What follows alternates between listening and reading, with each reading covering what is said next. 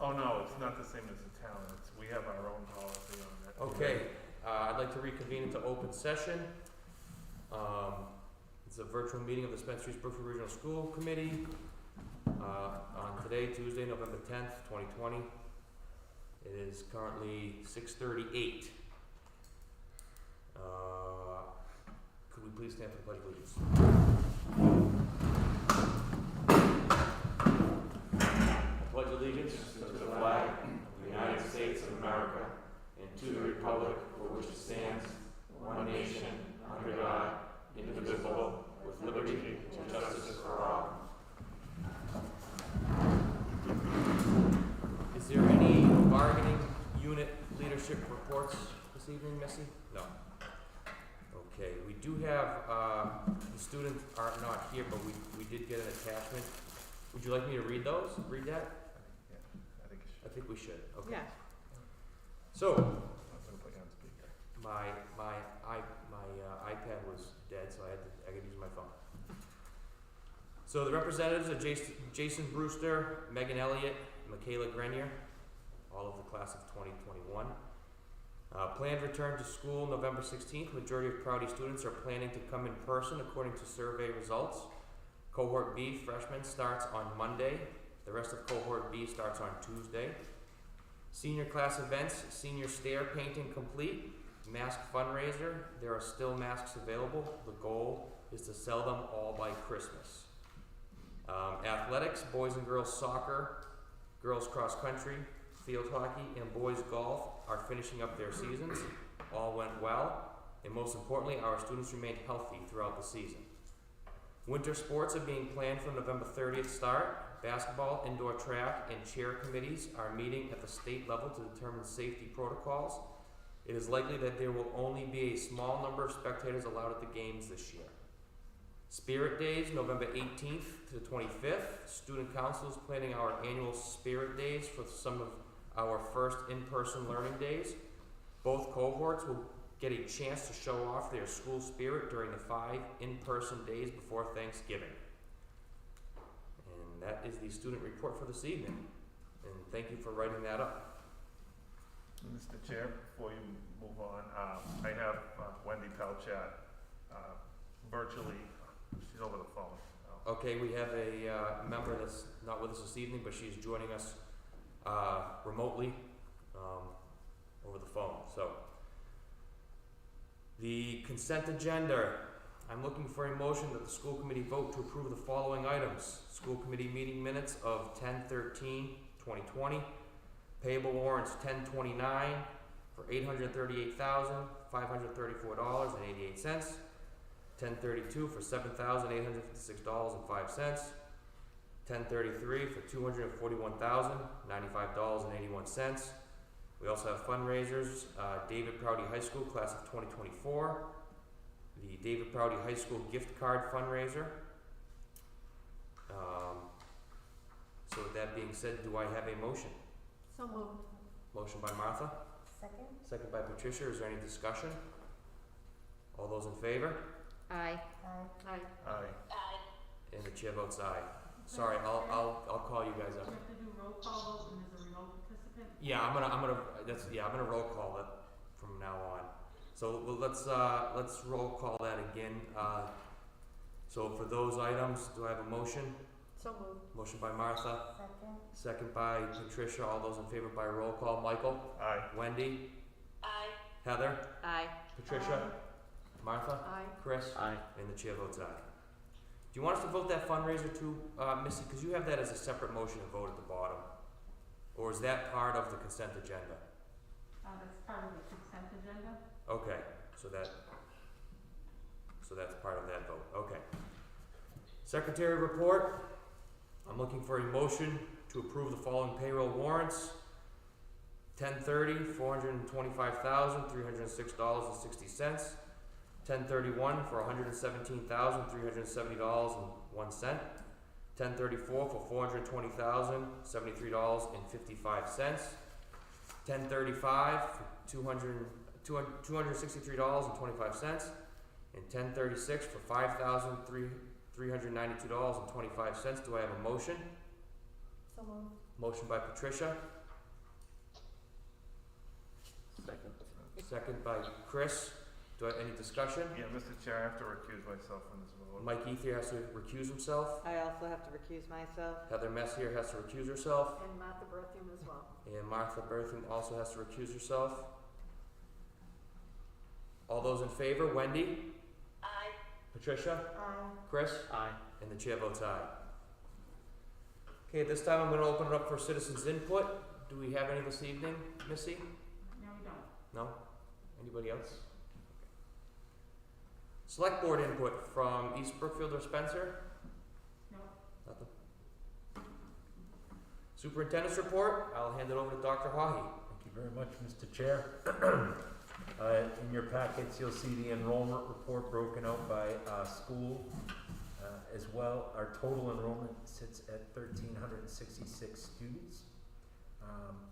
Our personnel report is also included in your packet with mostly new hires replacing people who have left us in the last month or so. Under MSBA update, I'd like to let you know we are in the process of working with MSBA and our OPM Colliers regarding requests for services and architect design or the designer phase. It is our hope and expectation to hear back with MSBA shortly. The goal is the 16th. The draft will be finalized for us to post, and we would like to have the request for services put out for designer services or the architect for approximately a full week in the Central Register and our local media outlets like the Worcester Telegram, Spencer, New Leader, and others. So we will be putting that out on the 25th of November to the Central Register as well as local media. And we are progressing. There will be no meeting needed of the school building committee in November and December because we're basically going through the request for service process. Colliers has been doing a really great job communicating with MSBA on our behalf, and it would be probably in January when we would expect the school building committee to come back together at the earliest, given what we know at this time from MSBA and our owner's project manager. And that's all I have. Thank you, Dr. Haughey. Is there any questions for the superintendent at this time? Seeing none, we're gonna move on to the financial report with Mr. Suter. Thank you, Mr. Chair. So the financial report, the expenditure report this month, I also included an explanation page to kind of go over some of the lines that are in a deficit. I did this not only for the committee, but I did it for the fiscal overseer. So I'd be more than happy to go through it, but if anybody has any particular questions on some of the lines that are still in flux, I'd be glad to answer them. Our plan, after talking with the superintendent, we want to keep transfers down to a minimum, and really what's on the explanation page, a lot of that just has to do with the movement that's happened with personnel and some utility costs with the Siemens project. So we're working through a lot of that, but none of the cost centers are in a financial problem. So we can wait till December to do more research on some of these lines and bring you transfers in December. Gary, I guess my only question is on the electric. Yep. Is that because we haven't gotten the numbers from the solar? Because I Well, know we don't. sometimes the electric's high because we don't have the credits back yet, or? Well, it's because we budgeted a lesser amount because of the savings we anticipate from the energy project we did. But when we put in the purchase orders for the year, we based it on last year's usage. So I know the purchase orders are too high, which makes it look like we're in the red. Okay. But once we get better data from National Grid, I just got online access to their account so I can see usage, going back and comparing it. So I should be able to adjust those purchase orders, and that should bring it back into line what it should with the savings. Okay. It's a similar thing with the heat. Yep. We just got to get some more data. Is there any other questions for Gary on that? I just have one. Yep. Just on the positions at the bottom, the aides and where it says 2 additional FTEs than was budgeted. Yep. And for the teacher, 3 FTEs were budgeted, but a 4th was hired. Yep. Is that something that we would usually approve if a new position was added, other than what we had approved? Or am I, So like in the case of the 2 additional aides, yep, when we prepared the budget, we were gonna reduce some of those aide positions, Right. and then with the whole COVID thing, yeah, we needed to put additional people in there to cover, so, we hired that. As far as the teacher goes, that was just kind of a miscommunication with everything that was going on how we were gonna handle a resignation, and a replacement, and I was under the impression we weren't gonna replace them, and we should have, so. But you're right, in the case that if it was really a new FTE, Mhm. committee should approve that, right, if it's outside of the budget process. okay, I mean, sometimes you might get a para in if a student requires a one-to-one that you're not used Right, to, that that you we didn't don't know have. about from Yeah. another district that we have to, so that could come up. right. It was the teacher more that I wondered, because we try to keep track of how many new positions we Yep. put in. So I just wondered if that was something that we should have approved or not. So the only other line item on here that's earlier, we talked about insurance. That's what I was just gonna ask. And yeah, so if you look at building insurance, so the premium came in at $45,000 more than we had anticipated back in the spring. And that's attributed to some of the claims that we've had with the Knox Trail. We had a leak at Knox Trail. We had to redo a whole classroom and some additional work that had to be done over there. And then, several years before that, we had a leak at the high school that caused asbestos work to be done. So all those claims are now catching up to us, and our property insurance is starting to escalate a little bit. I have a question. The COVID supplies and expenses, I know we got money from the CARES Act. Have we spent all of that money, or is there still money that we're spending from that grant to offset some of those COVID costs? So we actually have 2 sources of funding from the federal government for the COVID crisis. We got, $203,000, was that the first one? 203,500 Yeah. on the first. So that, we bought PPE with that and some technology.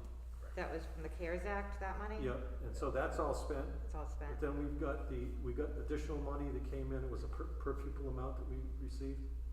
And so, these expenses will be reclassified and paid from that funding source. So was the additional money that came in also from the CARES Act, or is that a separate grant from the It's a government? separate, so it's a separate fund code. Yeah, it's a separate fund code, but it's federal money passed through the state. And, it's a COVID relief grant. And we got $343,000, I think, for that source of funding. And can that only be spent on COVID-related things? Yep. Like, you can't use it for staffing or anything like that? could- If we needed additional staff to You cover? could. You Yeah. can? You Okay. can. However, do you want to speak to that? Go ahead. So that money, and this is one of the conversations this morning we had with Senator Goby, that money needs to be goods received in hand or work completed tasks. Dr. Hogg, I should get interrupted. We need to all speak up. Sorry. Microphone's having trouble. Yep, so the piece that's important here is that money has to be with goods in hand by December 31st of this year, unless the federal and state allows us an extension, Okay, which is something we were inquiring about. okay.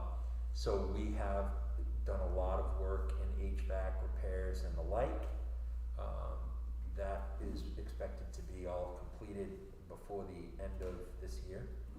So that'll go right in, as well as a large order on technology, again, Mhm. strengthening the network and kind of getting additional Chromebooks and things for, Cameras, maybe? yep. So those are all items in tech that would also be covered at this time. So if we Yeah. don't use it, we lose it? Well, By- that's the by thing, December you 31st? gotta use it, so we're not gonna lose it. No, we We're can not find gonna ways lose to it, spend I it, wanna I'm be clear. sure. We'll definitely spend it, to answer your question. Thank you. Yes, something. and I'm sorry, Mr. Suter, I didn't mean to cut in, No, I that's just, fine. there were two separate, so one had to be done by July, and that's the first one, the $203,500 had to be spent by July.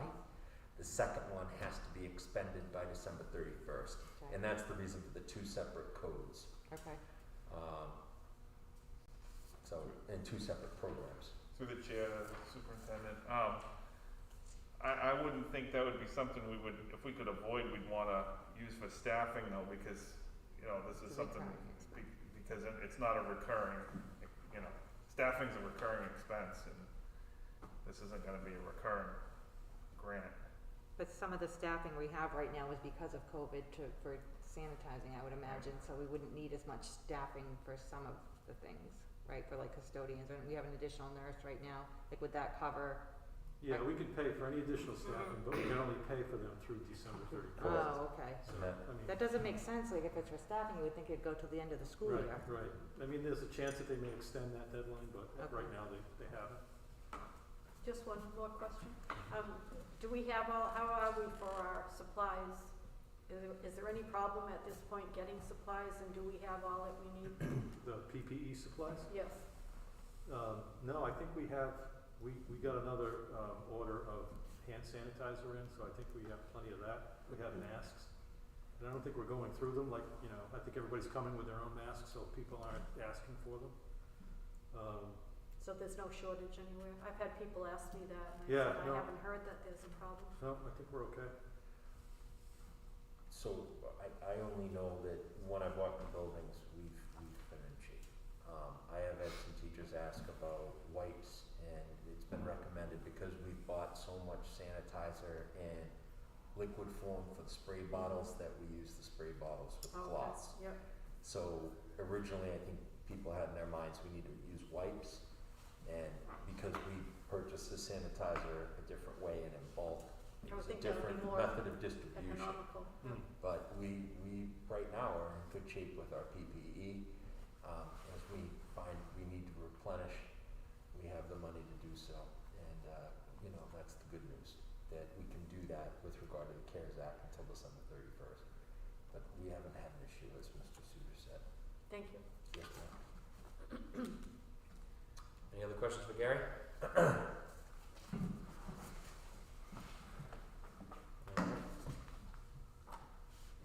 So next we have, and I apologize, I didn't get the actual invoices out to you over the weekend, but we have a number of invoices that are from prior fiscal years that need school committee approval in order for us to pay them.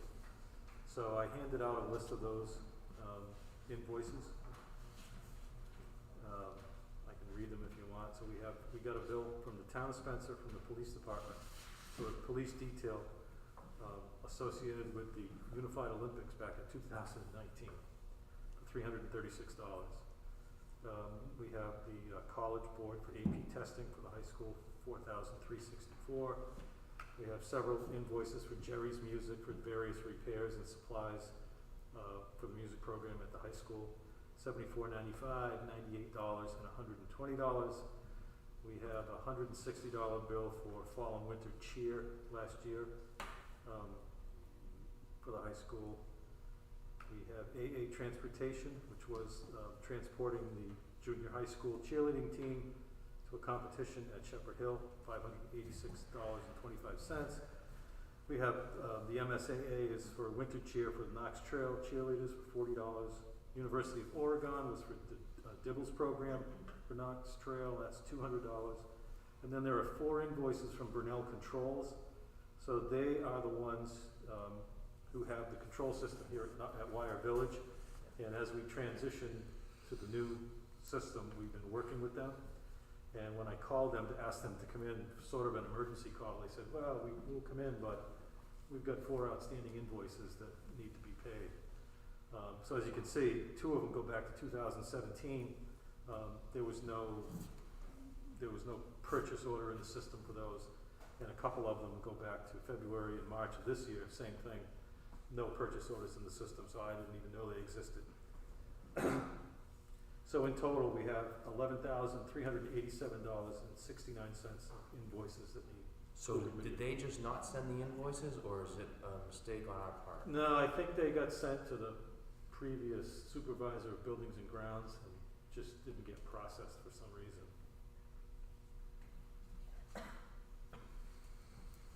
Alright. So I'm looking for a motion, the school committee vote to authorize the payment of the FY '20 invoices presented tonight by Mr. Suter. Do I have a motion? So moved. Motion by Martha, Second. second by Michael. All those in favor by roll call. Mike? Aye. Wendy? Aye. Heather? Aye. Patricia? Aye. Martha? Aye. Chris? Aye. Chair votes aye. Food service update, things are going well. We're gearing up for the addition of the students at the high school, so some of the staff will be moving from Knox Trail to the high school to be able to feed the students that are going to be there. Currently, we have the manager from East Brookfield is filling in as the acting food service director while the current director is out on maternity leave. And as far as I know, all is going well, so no problems with the food service. Custodial update, we did hire we combined 3 part-time custodian positions and hired a full-time custodian. We had 2 positions that we just could not fill. No one really wants to work 19 and a half hours a week. You know, that's reliable and dependable. And we've been struggling with that for years. So we thought it was best to take those 3 $15,000 part-time positions and combine it into 1 full-time position. So we did that, and we have a 3rd night custodian at Wire Village School. And the anticipation, we anticipate being able to use that 3rd person if somebody calls in sick on a night shift in any other school in the district. We can float that person around. And that's always been a difficult thing for us to find somebody when somebody goes out on medical leave or vacation. We're always short-staffed, so this should help with that. I'll just give you a brief update on what's going on with HVAC work that we're doing throughout the district and, you know, relating to COVID. So, as I think I might have told you, we contracted with MCOR. They're out of Western Mass. They're a mechanical company, so they do some preventative maintenance at the high school for us. They came in and we've contracted with them to replace all the filters in the unit vents at Knox Trail. Unfortunately, some of those filters are custom sized and they're back ordered. We expect them in next week, so those will be all changed out. We're working with Automated Logic to replace actuators and motors in many unit vents at Knox Trail and here. And we've also contracted with MCOR to replace 23 motors in unit vents at the high school, which weren't working or were working not very well, noisy. So there's been a lot of work going on. We've had people in every building. I think we've solved a lot of the problems here at this school. We had a lot of problems in the kindergarten wing where they had too much heat and the room across the hall had no heat. So all these vendors have been working very well together, and they've been really responsive to our needs to get this stuff done before the cold weather comes. And we're on track for that. We do have some fans on the roof of the high school that are going to need replacing, and I needed to find the mechanical drawings from when the high school was built, so that was quite the task. But I did find them, so we'll get those taken care of. And you know, we should be in good shape. I mean, once we get all these repairs done, and now that we have a new energy management software where we can actually go in and see what rooms are having issues and narrow it down to the actual unit vent or the air handler in the ceiling, it'll be so much easier to be able to get things fixed and keep on top of that than before. So there's a lot going on, but we're hoping in the next several weeks all that work will be done and we'll be in good shape.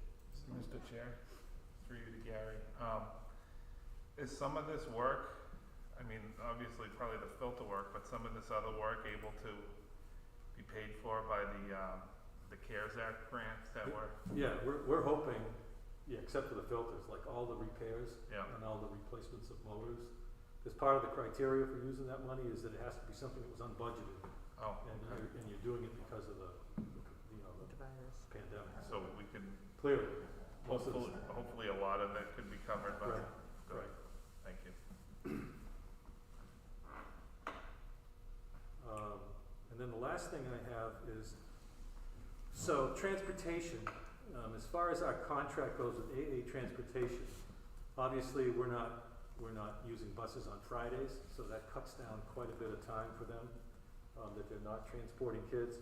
For September and October, we were only transporting, the elementary school kids, so we didn't need all the buses at that time.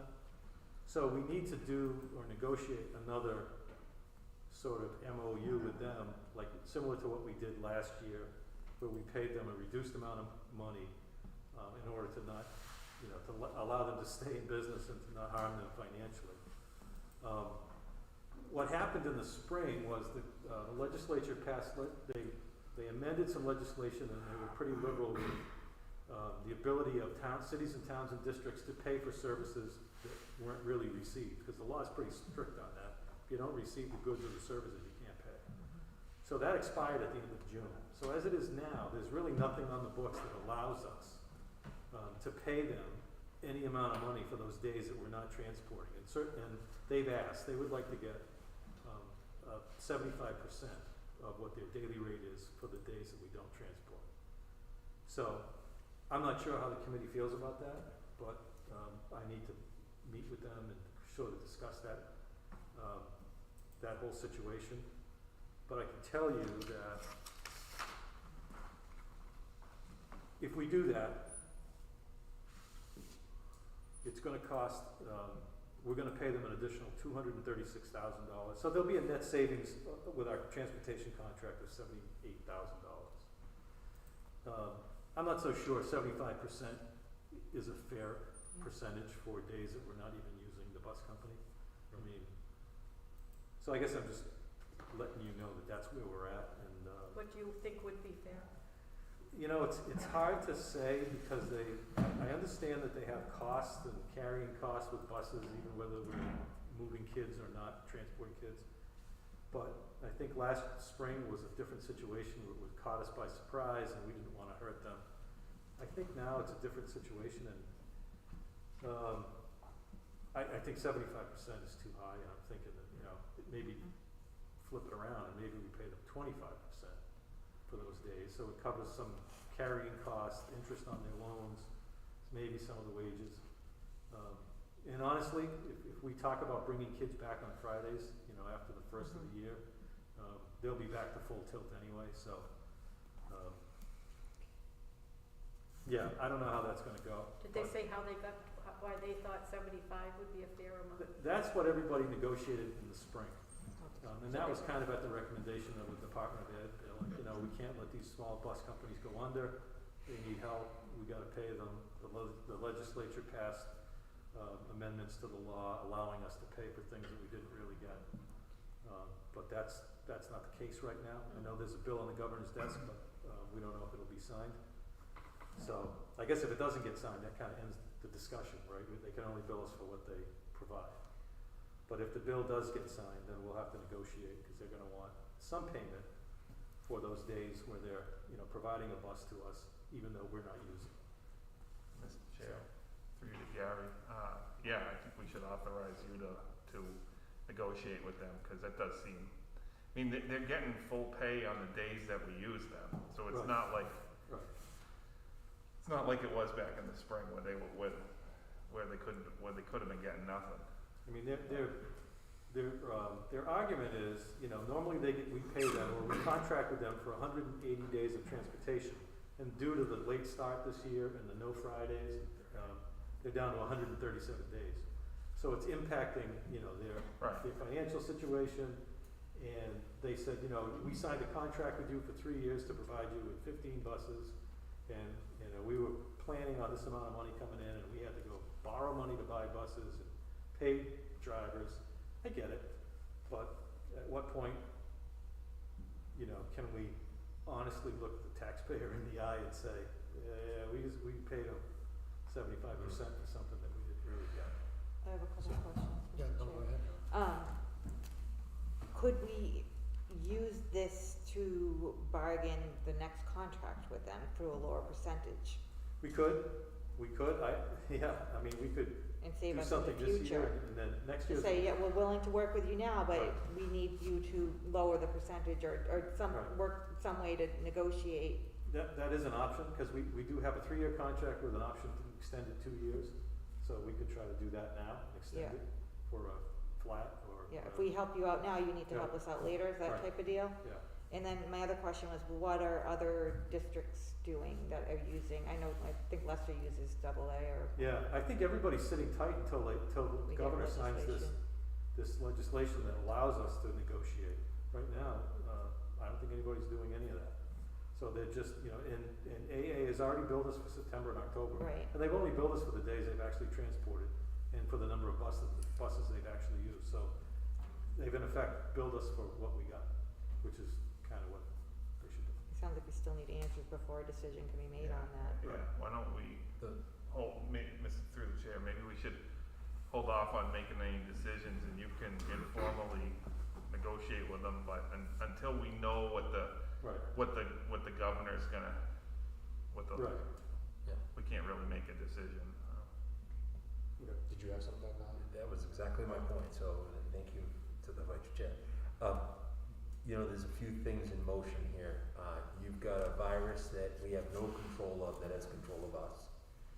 We have, we're definitely right now going into a second surge in the region, if not throughout Massachusetts and all the urban areas of Massachusetts right now. And the vendor has been very clear with us, and I thought very respectful and humble in explaining they, as a company, need 130 days to be viable of payment. So for the purposes of information only right now, I think Mr. Suter is just trying to make sure you're well informed of where we are and what the circumstance looks like. Much like with anything else, we do not want to close our doors unless we have to. But transportation, space, human resources, we only have so many people, and if we continue to have close contacts and or positive cases enter our district, our ability to function becomes strained. And I think he's raising an excellent point. The vendor has been very good to us and very clear with us, and it's important that for the purposes of information, we provide not only you, the committee, but the public with where we stand at the moment. Provided the governor signs off on the bills that are on his desk, it does change our circumstance and allow us some movement. We're not there yet. I know, for instance, the Senate is moving forward with Ways and Means in their budget tomorrow, and it's expected thereafter that the governor will be taking up the budget for the state. Here again, there's just so many things in play. I really appreciate and cannot compliment enough Mr. Suter for all his hard work, because he's truly trying to, with the custodians and with food service and transportation, track down and coordinate and keep people well informed of the circumstances of the district at this time, especially as it relates to, for lack of a better way, our checkbook. So as we learn more, we'll come back. And I appreciate Mr. Vice Chair, Mr. Chair, and Mr. Ether's point. I think it's very well made. We don't have enough knowns yet. And the governor, honestly, I think it would be very great if he could just sign that so we can get to work. I don't know if this is Sorry. I was just gonna ask if we ever receive notification from the state on reimbursement for regional transportation, So, because that was one of our unknowns. we got that this morning. This one, great. Again, I want to thank the senator for making time for us this morning. The signal that is being communicated from our legislators is they are anticipating in the Senate Ways and Means iteration 85% reimbursement. 85% for regional transportation reimbursement. What did we get last year? I believe it was approximately 82%. Oh, so we're getting more? thereabout. That's a win. However, I cannot be more emphatic. FY22 It's not gonna be. it's not a great rosy picture. So, Mr. Suter and I have been very much in communication about the need to be very careful with what we're doing right now so we can live to fight another day. So again, it's good news for now. Yep. It gets us through right here, right now, but we've got a major mountain in front of us with FY22. Yeah, I just have, this is a little offside question, but are you getting any feel from like the commissioner, if the surge does come, back, which it seems like it might be heading in that direction through Massachusetts, but it stays pretty much out of the public schools, do you see us, even if the cases are going up, but staying out of the schools, do you see us staying in school? Any feel on that? Because even though the kids might not be getting it, is there much discussion about whether or not they are bringing it home or whatever? So we have done a really great job with our 2 local boards of health in communication with them. I think they've been exceptional to us, and the communication has been very good.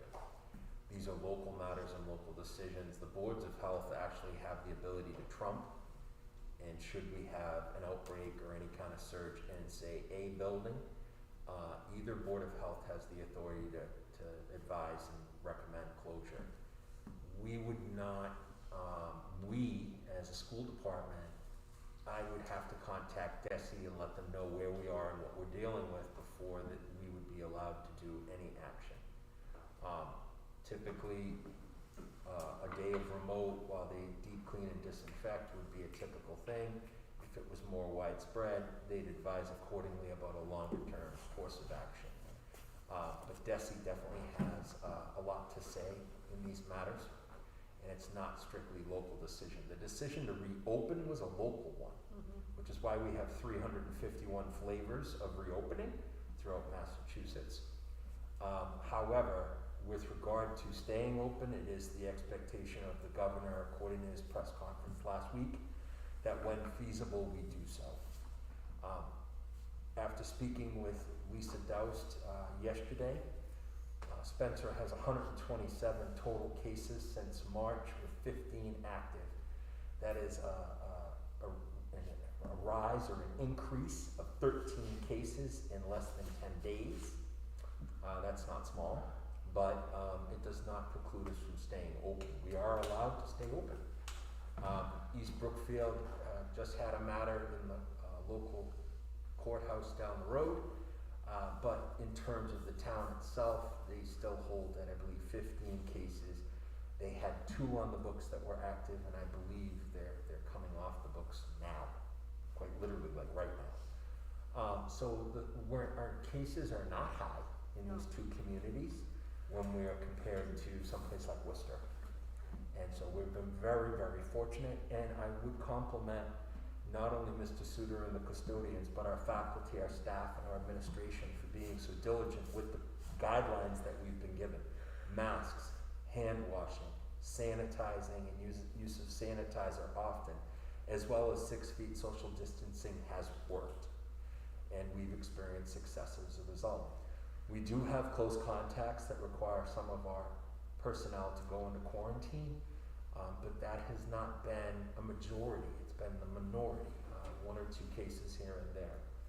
But to be very direct, it would be the governor's expectation, given what he said on Friday, that we remain open and when feasible, do our best to stay open. Would they ever, close some towns and not others, or do you think it would be a universal thing if Massachusetts numbers went way up?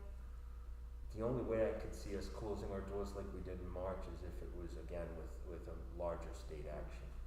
I don't see that. I just don't, not right now. And maybe I'm wrong, maybe the cases go cuckoo, because they just said this evening before this meeting, they were setting up field hospitals again in Massachusetts. That made the 5 o'clock news outlets.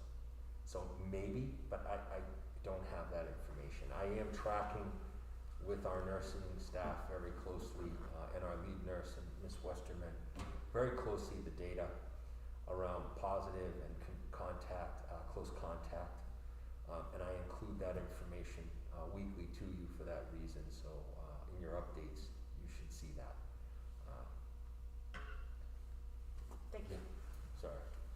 last night during the selectmen's meeting, the Board of Health agent said there was 3 more cases she received during that meeting. So, Tonight? okay, last night. So, I talked to her yesterday, before noon, and we were going back and forth, and it was at 1:27, so. Yeah, she got a big selectmen's meeting last night. Yeah, so she we've- did that announcement. We've been pretty good with texting, and getting back and forth, again, that's how quick it's happening, so. I wanna also thank the public, the fact we've been able to keep confirmed cases out of our schools is a compliment to the partnership with the parents and families. They're not sending their children to school sick. We're asking our faculty and staff when they feel sick or have any of the symptoms to please, do the right thing and stay home. I mean, it's the right thing to do. So, that's not popular with some people who like to gut it out, but, we're in a pandemic and, nobody asked for this, so we'd rather be safe than sorry. Is there any other questions at this time for Gary on transportation or Dr. Hodges? Okay, we'll move on to new business, negotiations update, Unit C. We have been updated, seems like everything's off to a good start. Unit D, MOA. I did add to the end of this, motion at each school, is that correct, Gary? What's that? So the motion reads, Unit D, MOA, creation of lead custodian position. Yep, at each At each school? Yep. Okay, so I added the at each school just to make sure, so I'm looking for a motion that the school committee vote to approve the Unit D MOA creation of lead custodian position at each school. Do I have a motion? So moved. Motion by Mike, Second. second by Patricia, all those in favor by roll call, Mike, Aye. Wendy, Aye. Heather, Aye. Patricia, Martha, Aye. Chris? Aye. And the chair votes aye. Superintendent contract, the school committee met in executive session, we discussed the contract. The school committee, voted to send Chris and myself into negotiations with Paul with what we had come up with in executive session. And we did so, and, again, that went well, I'll get to that when we get to the unfinished business on the outcome, so. Policy IB, academic freedom policy, it's the second read. I'm looking for a motion that the school committee waive the second reading of policy IB and vote to approve policy IB. Do I have a motion? So moved. Motion by Mike, Second. second by Patricia, all those in favor by roll call, Michael, Aye. Wendy, Aye. Heather, Aye. Patricia, Aye. Martha, Aye. Chris, Aye. and the chair votes aye. Oh, I'm sorry. Well, the last line, if we can just make a change where it says freedom for teachers and students, it says encouraged, it should be is. Oh, is encouraged, okay. Okay, and the chair votes aye with that, obviously, we need to change that to is. Yep. Do we need to revote that? With that change in there, Missy? Okay, so I'm looking for a motion, to move that the school committee waive the second reading of policy IB and vote to approve policy IB with the change, adding is instead of, what was it, Chris? In. In. Do I have a motion? So moved. Motion by Mike, Second. second by Patricia, all those in, by roll call, Michael, Aye. Wendy, Aye. Heather, Aye. Patricia, Aye. Martha, Aye. Chris, Aye. and the chair votes aye. Thank you for that catch, Chris. The winter athletic season. I'm looking for a motion that the school committee vote to approve a winter athletic season tentatively scheduled for November 30th, 2020 through February 21st, 2021 per MIAA. Do I have a motion? So moved. Motion by Michael. Second. No, second by Chris. I'm gonna give it to you. All those in favor by roll call? Mike, Aye. Wendy, Aye. Patricia, Heather, Aye. Patricia, Aye. Martha, Aye. Chris, Aye. and the chair votes aye.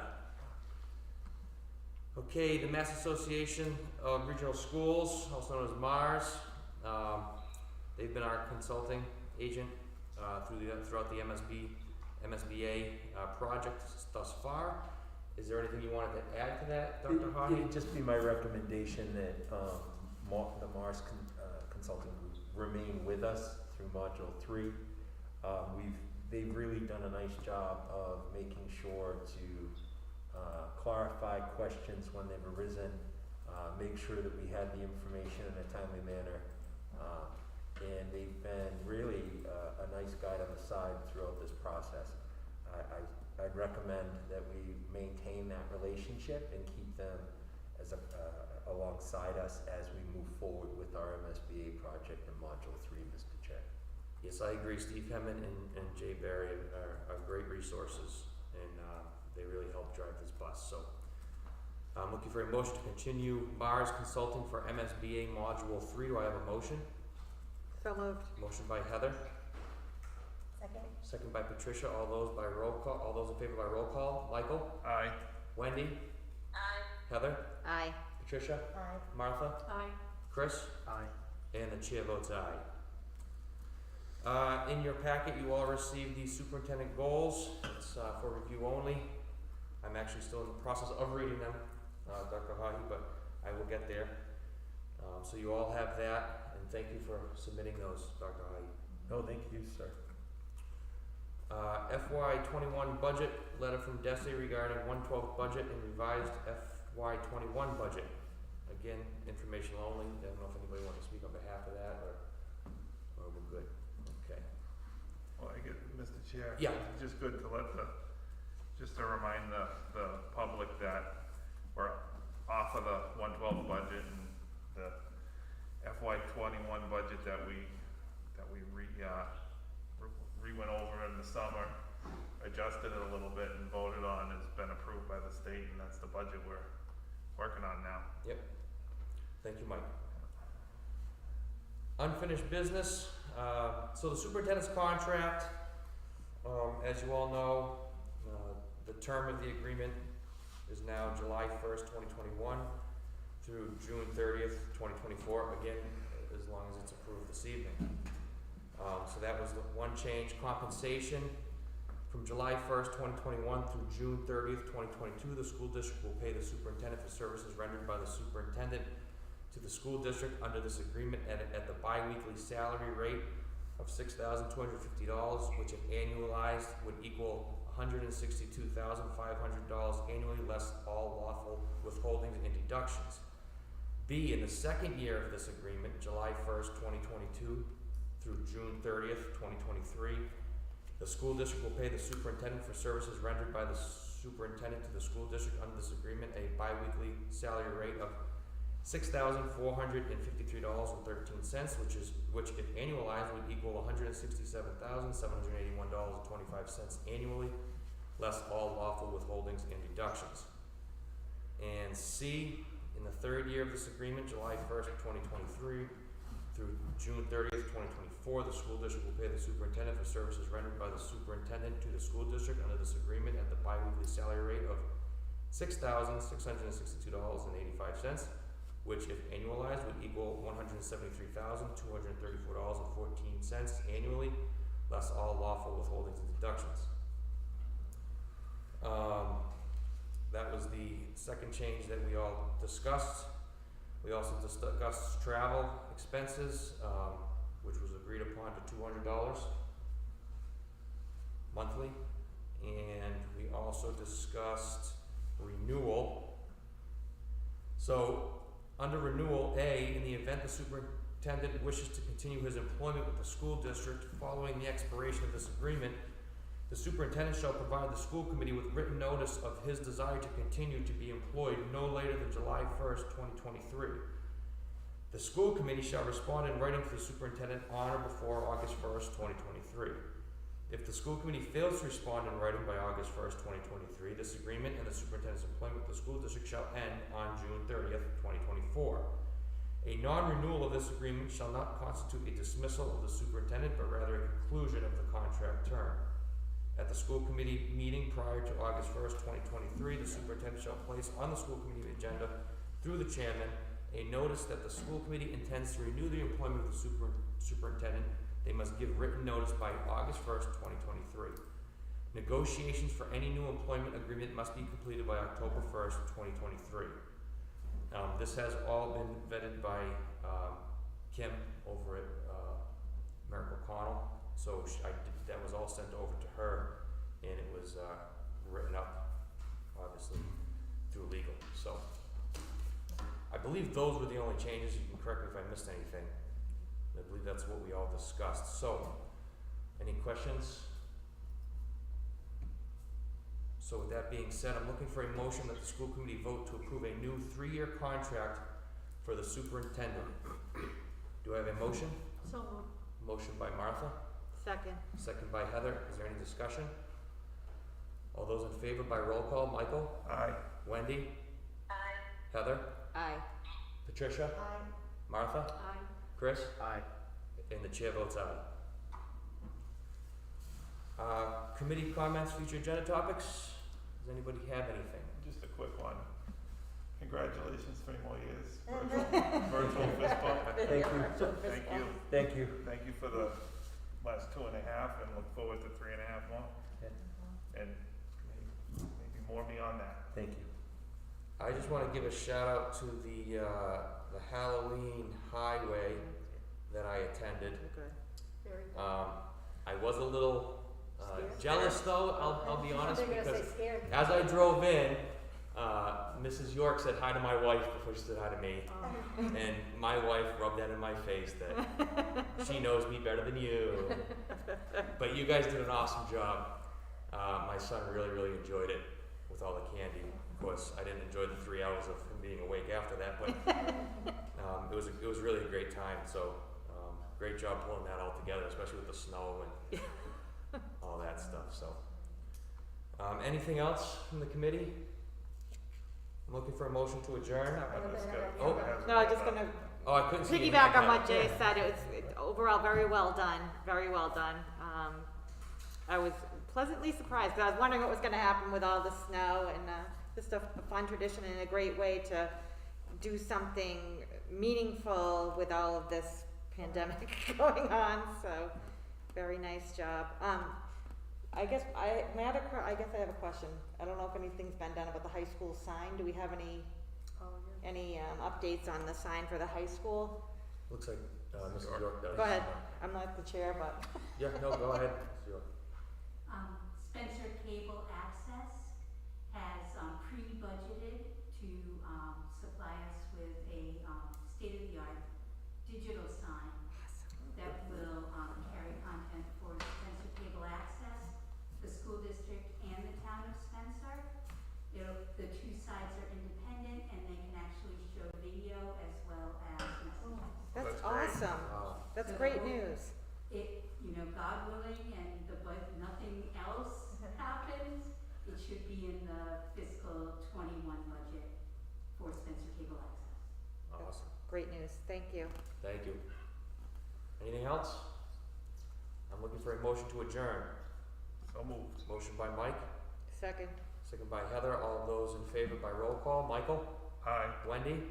Aye. Heather? Aye. Patricia? Aye. Martha? Aye. Chris? Aye. The chair votes aye. Thank you very much.